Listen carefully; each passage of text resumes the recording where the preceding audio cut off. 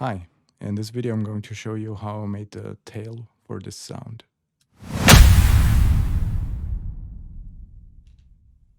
So I have a really basic hit setup here, and it sounds like this. And it's kind of missing a lot of body and tail type of sounds, so I'm just going to show you what kind of stuff I have in there so far. So there's just this little pre-whoosh sound. And then I have a sub layer. And then 2 punch hits that sort of make up the attack of the sound. All together again. So now I want to create the tail of this sound. And in this case, I'm going to use Vital, but I'm only going to use white noise for this. So you can use any white noise generator or just a white noise sample to do this.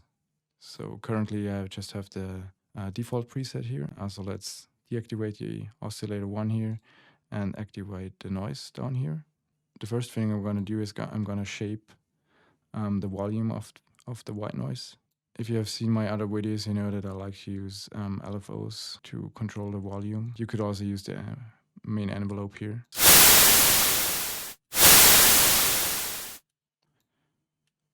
So this is kind of a good starting point.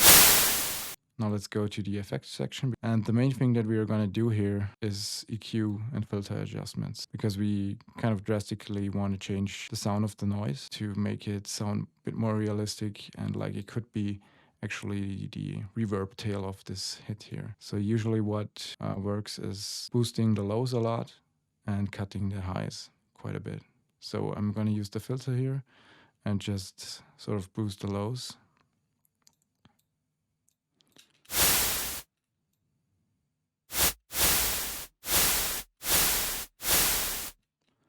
And make the more drastic changes with this EQ here.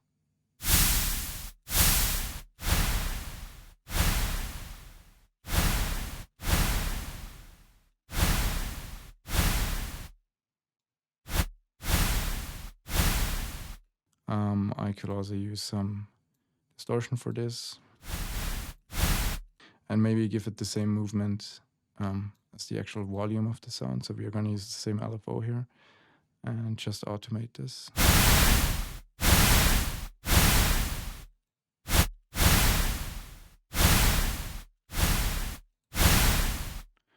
I also like using this multiband compressor here,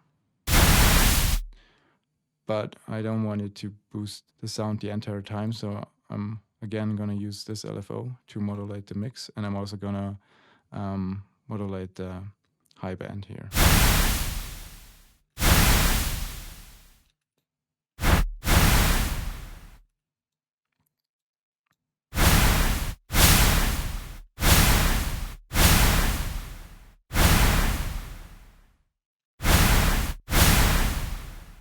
So, and since this is still in mono, I'm going to use the delay to make it stereo. You can just set this to stereo mode here and then set this to seconds for both of these and just make sure that they are at the shortest delay, and then just delay one of the two. Feedback should be at 0 and the mix can be at 100%.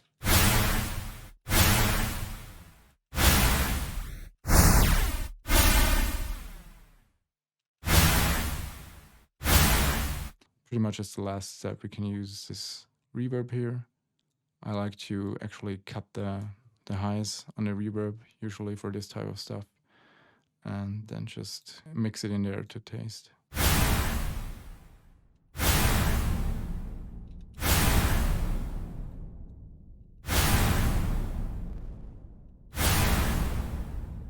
Now let's see how this sounds with the other samples.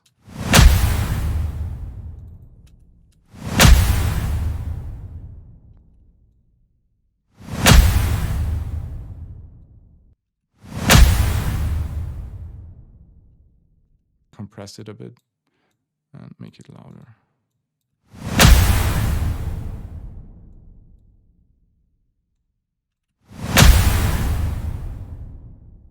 we could also try EQing it a bit more here.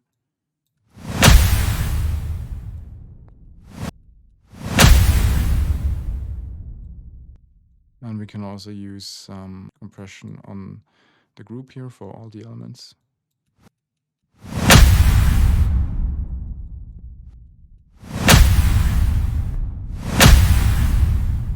That's too much.